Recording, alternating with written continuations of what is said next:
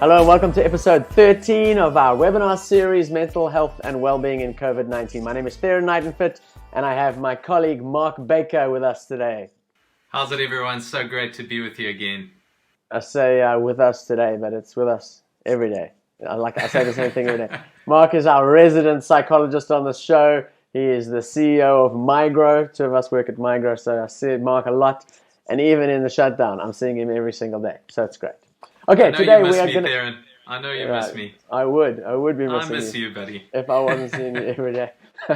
Anyway, today we are looking at the theme of dealing with the internal voices of disaster, fear, and anxiety.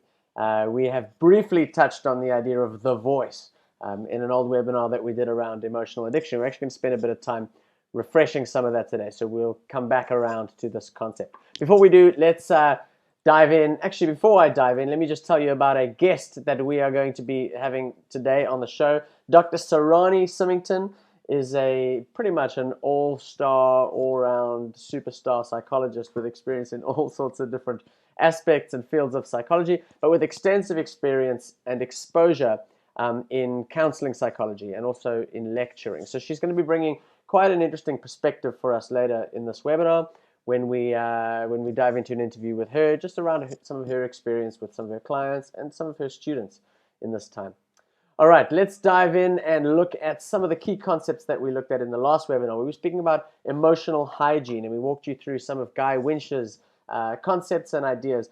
Super helpful, super practical approach to how we actually deal with our own psychological and emotional hygiene. And one of the very important things we mentioned as a way of helping to address some of those needs that we have, some of those emotional, psychological wounds, is self-compassion. And we looked at the work of Dr. Kristen Neff. And of course, the key question we asked was, have you been neglecting your emotional health at this time? Okay, let's dive into today's webinar, dealing with the internal voices of disaster, fear, and anxiety. We're going to be looking at how the mind creates thought patterns and internal narratives, how we can shift some of those problematic thought patterns, and then some techniques to help change the internal narrative. Mark, over to you, buddy. Talk us through what it is we are going to be learning about today. Yeah, thanks, Theron. I think, one of the best places, to start today is with this famous quote from a philosopher, Epictetus, that was brought to my attention through the work of Albert Ellis, the great rational emotive behavioral therapist. And he says this from Epictetus, or Epictetus says this: people are disturbed not by the events that happen to them, but by their view of these events. And that's just another way of saying something that we have mentioned a number of times in this webinar series, from Stephen Covey, that the way you see the problem is the problem. But what we're going to be spending time on today is really, what is it that causes these internal voices to be so difficult for us to hush? And then obviously looking at how do we practically go about dealing with them for those of us that are facing some of them. And so let's just keep this philosophy in the back of our mind, that people are disturbed not by the events that happen to them, but by their view of these events.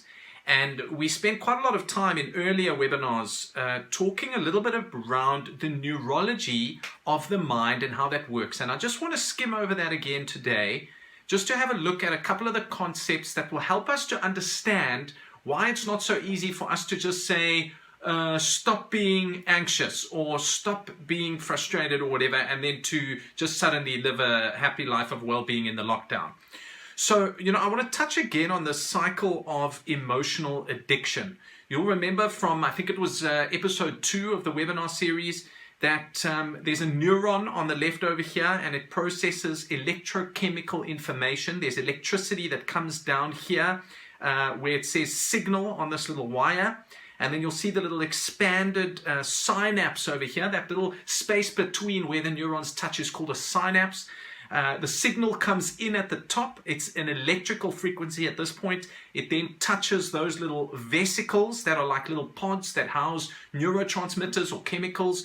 And depending on the frequency that comes in, that frequency determines which vesicle and so which neurotransmitters are pushed to the end of the synapse and which burst into the synaptic space and then of course latch on at those receptor sites. And so this is that electrochemical impulse that we were talking about. And the key for us is that it is our thoughts that determine the frequency of the electrical impulse.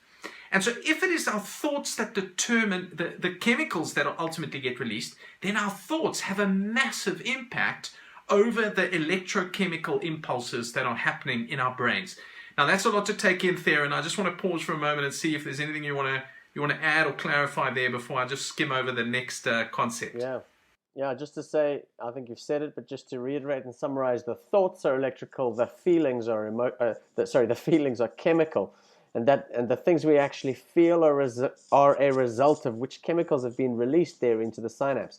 And I can just imagine from my layperson's view of this, just this wash of chemicals going on inside my mind, inside my body, that really are so closely related to my thought life. Yeah. Thanks, Theron. I mean, there's a couple of things you reminded me of to just say as a caveat. The one is just that, we can't possibly try and easily understand neuroscience in 2 little slides that we put on a webinar. So these concepts that we're sharing come from Joe Dispenza's work on how to summarize what's happening to make it meaningfully understandable for us. But let me jump to the next slide because, you talk about those wash of chemicals. If we have a look at how, the cycle happens not only in the individual neurons, but how it happens throughout the body, Joe Dispenza carries on talking about how we've got that particular part of the brain, the pituitary gland. And it's that little red part of the brain on the top left there. I love to think of it as the bartender of the brain because it mixes the chemicals of hormones that the brain kind of releases. And let's say, for example, there are emotions of shame or anger, or in the current season that one is experiencing anxiety, frustration, maybe even claustrophobia for some of you. But the body or whatever is releasing, the pituitary gland is releasing these chemicals, okay? Let's follow what happens with those chemicals. So they get released just under the brain over there, and they come down to the cells in the body, and they latch onto these cells at the receptor sites. This works a little bit like a lock and a key, okay? They are actually protein molecules, but I like to think of them as parking bays. And Theron, you can see that when there's an excess of any of these emotions, what do the cells need to do? Well, they need to make extra parking bays. And so the cells go through a process, as Joe Dispenza describes, of upregulation, where the cells make more parking bays. Literally, it's as if more receptor sites are made. And when there are more parking bays, well, the hypothalamus of the brain, which is the thermostat of the brain, says to our brains, we need to keep the parking bays full. Our bodies love homeostasis, so it says send more shame and anger, or send more anxiety, or send more whatever the emotion is that we typically are addicted to. And this cycle is what he calls the cycle of emotional addiction. What I want to get to here is our next slide, because this now brings it away from the neuroscience and helps us to understand it in our current reality of why these voices of anxiety, fear, and depression are so difficult to overcome. And you'll see here that the feeling of bad is the feeling of being unfulfilled. This is now neurologically, and it leads to the voice saying to us, hey, you should be anxious about something. If we've been emotionally addicted to anxiety or negativity. So if we start going on a webinar series like this and using the resources that have been made available, we won't be feeling good. We'll be feeling bad, because the feeling of what is good on the right-hand side neurologically is what is familiar to us, and when we feel fulfilled, even though neurologically that might be anxiety, fear, and depression.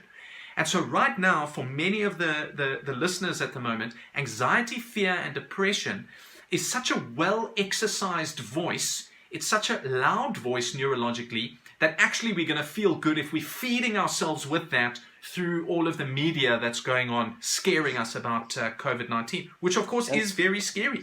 There. And of course, I know you're saying it, let me just say it again. And we said this before, good isn't good. It's not nice to feel these things, but it really is about the balance in the body being maintained. The way I like to think of it is, imagine a shopping center with a whole lot of shops, but not enough parking bays. And And then they're like, oh, we've got the customers, let's build more parking bays. And they build way too many. And they're like, oh, we've got capacity, let's build some more shops. So it's that sort of supply and demand, and getting to that place of balance and fulfillment chemically for what parking bays are available. That's what's good. Yeah. It's not good, but it's good. Yeah. Now, just to echo again that principle that we shared in that previous webinar, that neurologically, cells that fire together wire together.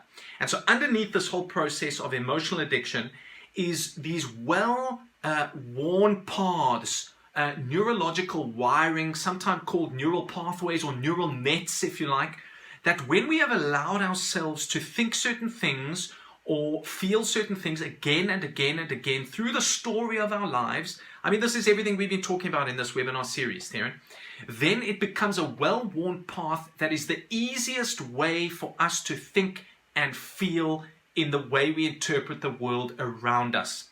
And so how do you go and diagnose whether you have some kind of emotional addiction? Well, Joe Dispenza would say that we all have some kind of emotional addiction, but I find it quite helpful to have a look at this next slide. There really are two things that you could probably look at right now in your life in this time of the lockdown to just get a sense of, hey, or to just open your eyes to the emotions or thought patterns that you may be addicted to.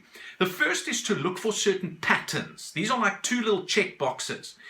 To look for patterns in your behavior, in the kind of language that you use, perhaps in certain emotions that you feel, and in some kind of regression. In other words, if you were doing quite well in your life before, in other words, you'd implemented things in your, your what's it at the beginning of a year, your New Year's resolutions, and now it's got to this shutdown, which is only 3 months later, and you're back into some of those old bad habits. That is the regression that I'm talking about. So look for old patterns you've noticed in your life before. Oftentimes ones you've tried to break out of, and now you find yourself back in the same old pattern. And then also look for irrational beliefs. And this is what we're going to spend the rest of the time on in this section, is having a look at these irrational beliefs, how to spot them, and how to overcome them, because it is these irrational beliefs that have the biggest impact over us having a negative experience on the world. So before I jump into those, Theron, anything you want to add? Because I want to just really start looking at how, now that we've diagnosed it, how do we start shifting it? Yeah, just to say, we spent a bit of time now in this webinar recapping what we've already looked at with emotional addiction. I trust that's been helpful. These things often take a bit of time to really understand them, so hearing them a second time is helpful. Yeah. We're about to jump onto the ABCDE technique, which again, of course, is going to be a second go around this bush. But last time we really didn't look at this in too much detail at all, and we promised we'd be doing it later. Now is later. So so that's just to say, if this feels repetitive, it's by design, and we're going to be going into a lot more detail now. So go for it, Mark. Yeah, great. Thanks, Theron. So here it is. The A stands for an activating event. This is any event that might happen in your life, any moment, any daily trigger, any global trigger that might cause negative emotion. Then a key part of this technique is that the B is the beliefs that lead to the consequences. You see, what Albert Ellis helped us to see through that Epictetus quote was that it was the way we viewed the events, our beliefs that led to the consequences, not the activating event. Okay, so you see that little green arrow, that's key for us to understand. Then he takes us through, which is what we're going to do in a moment, ways of disputing the irrational beliefs. The D there is to dispute the irrational beliefs. He believed, like we do in the philosophy of this webinar series, you have to work hard to overcome typical default patterns of irrational beliefs.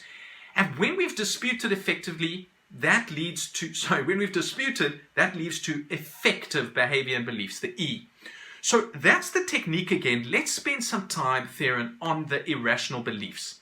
And there are really 4 main irrational beliefs that he speaks through. These are them: demandingness, catastrophizing, self-downing, and low frustration tolerance. Let's look at each one of them, because I know that these have happened for me in my life in different ways a whole lot of time.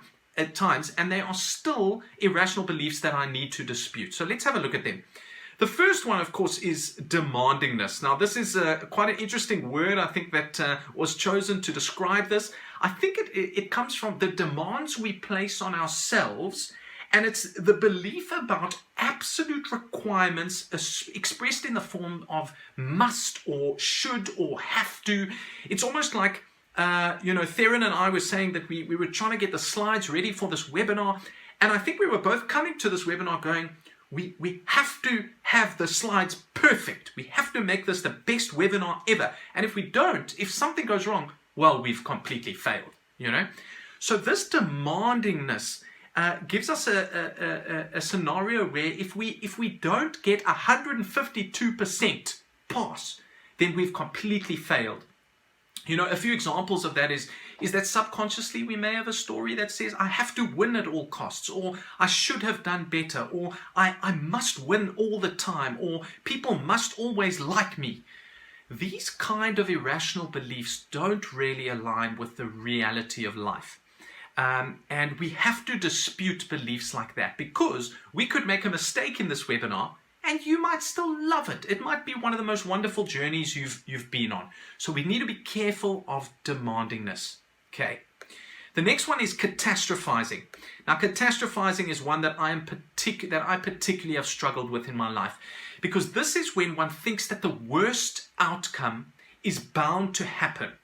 And we evaluate the situation in terms of the most extreme negative scenario. So in the current circumstance of COVID, we don't think, wow, I might catch COVID and then I'll recover. We think, I'll catch COVID, my family will then catch it, we'll all die, we'll all struggle, and we're going to lose everything we have, the economy is going to crash, and I'm going to be destitute on the street, and the whole of South Africa is going to end up on the streets together on the same street. No social distancing there. No social distancing. But it's the same kind of thinking that takes us to the most extreme, and we live in the painful reality of an apocalyptic end result of our lives. And so it makes us think that this is the worst thing ever. That, I'm going to be fired if I don't get this right, or if I don't, get my routine right every day, then I'm failing as a parent. So it's really important for us to see that catastrophizing is actually an irrational belief, and we need to taper that by being able to dispute. Okay. So the next one is called self-downing or globalization, and this is when we tend to excessively be critical of ourselves or of others, and we make generalizations out of things, saying, I'm the worst person in the world, or I'm a complete failure. Well, actually, no, Theron, maybe we failed in one particular part of a webinar. It's not that I'm a complete failure, it's this one thing that happened. Okay, so that's globalizing the problem, or self-downing oneself. And then the last one is a low frustration tolerance, believing that we can't possibly endure something, I remember there was this wonderful quote my mom used to share with me, that you can long after you say you can't. And, I think we often will say to ourselves, I just can't take this anymore. I can't take another minute of it. Well, actually you can. You're doing okay. And no matter how bad it is or how bad it gets, you're going to make it. So those are the four main irrational beliefs. And let me quickly run through the disputing theorem, because then everyone can go find it in the resources. But there's essentially four ways of disputing. You dispute against the beliefs that you have, the irrational beliefs, by looking at evidence, actual hard evidence. Like a lawyer, you stand and argue against yourself. You use logic. In other words, if I say I'm the worst person in the world, well, I can use quite a lot of logic to say, well, I might have been pretty bad in XYZ scenario, but I'm not the worst in the world, Then there's practical disputing. In other words, if we are catastrophizing, there might be some practical ways of going, well, if I do get coronavirus, what are some of the practical realities and statistics that can help me out of that? And then positive disputing, we've shared before, Theron, is really to just use some of those positivity ratio techniques and to say something like, isn't it wonderful that? To look at the belief and then say, isn't it wonderful that? To dispute it positively and share what follows from there. And then just a few, two quick other techniques there. And, that all applies to the ABCDE technique of how to stay away from those negative thought patterns. But there's two things I just want to leave with you. The one is, as soon as you catch yourself thinking thoughts or being in a spiral of fear, anxiety, any of those kind of negative emotions, you can use a technique called the Z to A, the ZA technique, where essentially you count backwards from Z to A in the alphabet, just to disrupt and interrupt those neural pathways of negativity and anxiety. Another thing you can do is a whole host of what are called stop techniques, Theron. And I like to use an elastic band on my wrist. Some people like to just clap their hands. Other people like to do a little jump. I know even of someone that likes to slap themselves in the face. I can't believe I just did that on a recording. But anything to physically... You want to do that again? We didn't catch No, not doing it again. But anything to get yourself to physically, your body to feel, I must stop these thought processes and move your thinking to a positive thought processes. Use the ABCDE technique and some of those positivity ratio techniques. I'm just aware of time, Theron, so let me hand back to you. For me, the common denominator there between the Z to A and the stop is that they're disruptions. The Z to A is almost it's forcing a cognitive disruption, making you think about something else, and the physiological disruption of a little pain impulse, whatever, into your wrist or your cheek or whatever it is. Okay, and in the same way, Theron, that disputing is using the frontal lobes to override the automated mechanics of the emotional centers of the brain. You're absolutely right. And all those neural pathways. Okay, let's jump into this conversation with Dr. Sarani. Sarani, can you hear me? Yes, I can hear you.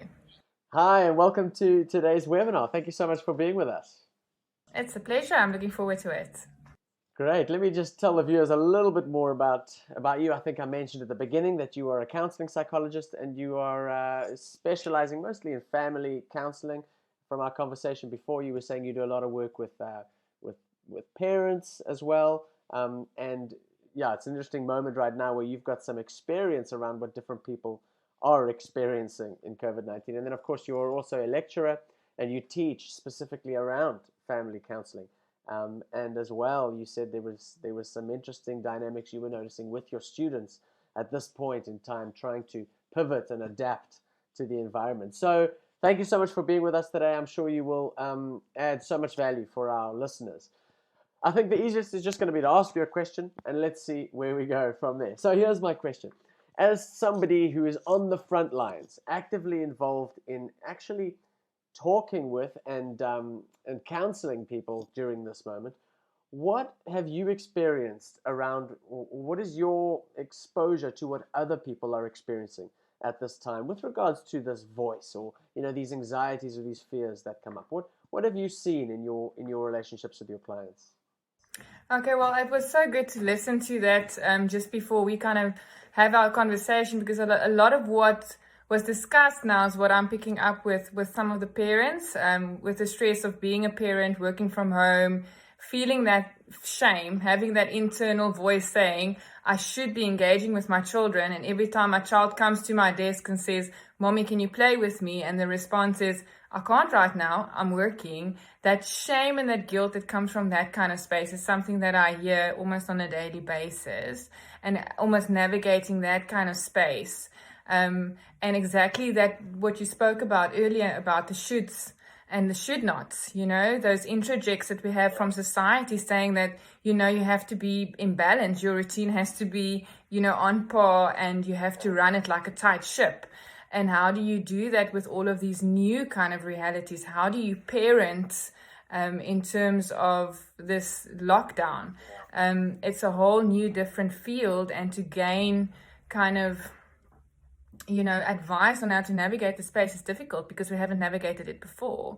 So that's kind of the one voice that I'm hearing a lot, is that voice of not being adequate, having the shame and the guilt, and feeling that we're not doing this right. There's a right way to do this and we're not doing it right. And our kids are the ones paying. So that's the kind of one thing I'm hearing a lot. Yeah, and our kids are the ones paying the price for it. I mean, I've mentioned a couple of times in this webinar, I've got my own kids here at home, and I feel like they're the ones who, at the end of the day, are just sitting in front of the TV and getting my second best.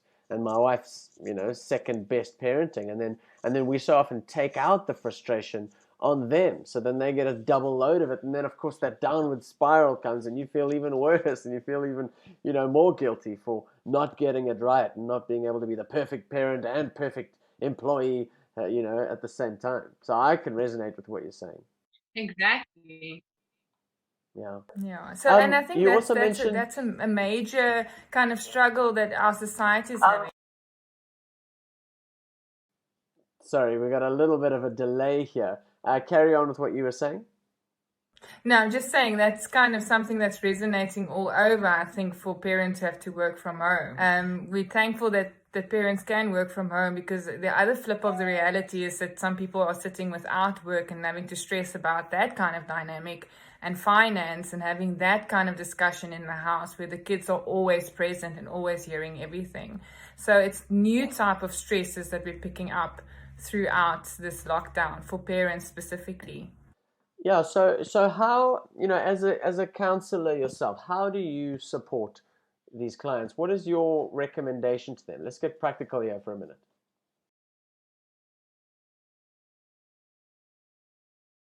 Okay, so for me, the first thing is very important to understand that every person has their own context, and that every person has their own personality and way of dealing with things. And so I often find that I first have to sit with where the person is at, and understand what their dynamic is, because some clients that you do work with, they don't have children, and they're stressed about finances, and so the kind of conversation would be a lot different to someone who is a parent, who has a secure job and is trying to do that job while parenting. So the first very important thing, I think, is to kind of cut yourself some slack, and to know that this is something that's new, and there is no right way of doing this. This is just your way of doing it. And so that's the first thing, is kind of understanding and bringing into your own awareness, into your own space, what does this mean for us or for me in my context? So that's kind of the first thing, is trying to decide what are my priorities and what can I do, and to work from that space. Because I think it's difficult giving blanket advice for such a diverse kind of dynamic that we're experiencing. So that's kind of where we start off, is just finding out, what is your reality? What are the things that you're struggling with? Where are you feeling those feelings of shame, guilt, and not being the shoulds and the should nots? And to work from that kind of space, especially like Mark just explained, what is the voices in your head telling you? Yeah, yeah. So the context is different, but I guess one of the things that unites us is we are all very likely to have these voices. The context will throw up for us some kind of voice of not good enough, not doing this well enough, not paying enough attention to your children, or whatever the voices may be. We mentioned the voices of fear and catastrophe, or what's the worst that's going to happen, in this COVID season. So the context is different, but I guess the one sort of unifying thing there is that it's very likely that many of us may have these kind of voices internally that rise up, which makes it actually quite a normal thing. We're not, this isn't something reserved for the pathologically insane. This is just regular human beings go through this kind of thing. Yeah. Yeah, and I think that's very important, to normalize that emotion, to normalize that a lot of us are sitting with some emotion. And like I said, to cut yourself some slack and to say, you know what, it's okay not to be okay today. And it's okay that I am in my pajamas today because I don't have the energy to put clothes on today. And it's okay to allow yourself those pockets of not being okay. I work a lot from the Gestalt dynamic that says we have to be gracious to ourselves in the here and now, and what my need is in the moment. And I think it's so important during the lockdown to kind of have moments where we sit and feel, where do I need and what do I need in the moment, so that we can not be overwhelmed by the moment. Because I think a lot of people are feeling overwhelmed with, with working, parenting, making sure dinner's on the table, making sure the kids are, having enough attention, homeschooling, because that's another thing that parents are really struggling with. Now I need to homeschool. I'm not a teacher. And so all of these demands, those demanding voices that we spoke about earlier, all of these demands have to happen in one day. And it's kind of, how do I just break it down and simplify and just take what I can do and need to do in this moment. Fritz Perls writes that, we as human beings live from moment to moment, and kind of to take that a bit slower and to kind of do everything. I said to my husband last night, we need to do things slowly. And I think to kind of backtrack a bit, because I think we were thrown into this and we're trying to, like you say, pivot and move around and find the best way very quickly. And I already feel in the second week of lockdown, things are becoming more manageable, becoming more routinized, becoming more of a pace. And we have to allow ourselves time to kind of catch the pace and then, move in it. Actually ties in quite closely with what we looked at in the last webinar around emotional hygiene and specifically self-compassion, the work of Dr. Kristen Neff in the States around the power of having compassion for self, not to be a voice that says you have to be perfect, but to be a voice that says you're okay, you're okay where you are right now, to treat yourself kindly. Sounds like there's a lot of resonance with the kind of advice that you are offering to clients, with what we've actually just shared, as I say, in the previous webinar. You also mentioned very briefly before, and maybe you could just touch on this for 30 seconds, some of the experience that you've had with some of your own students. You're trying to teach now remotely, you're trying to supervise different theses, and your students are responding in different ways. What have you learned as a result of that? Okay, so once again, it's just amazing how people's personalities are so diverse and how we actually have to have compassion for ourselves, but for others as well in their selves, and how we have to have compassion for their process and way of doing, because we are so different. And so I've been picking up a lot of anxiety with students over the past few weeks, especially around navigating an online space. So we all have different modes of learning, how we engage, how we kind of gather information, analyze the information, and give an output. And some students really need interaction and need face-to-face time. And how other students are just saying, just download a lot of stuff for me. I'll work through it in my own time, in my own space. And it's been so interesting to view the online space as a teaching platform, which is both interactive and also solo practice. And it's been interesting how the lecturers have to kind of reframe their way of doing and getting up to speed with things like using Zoom for lectures and having multi-blended learning, having discussion forums with FaceTime, with PowerPoints and voice over PowerPoints and all of these amazing things, and how technology has kind of become the savior in a way in terms of our kind of current dynamic, and how we have kind of, put a lot of weight on technology and supporting us through this and making us still be connected in a way. So students are quite anxious, I think, in the moment. What will happen? Can we continue our studies, exams? How do we do exams online? And so it's a new kind of space that they have to navigate, and a lot of uncertainty. I think uncertainty is also one of those voices. Not knowing sometimes is worse than actually having to just deal with what we know. If we know we're not going to write exam, it's easier to deal with than not knowing.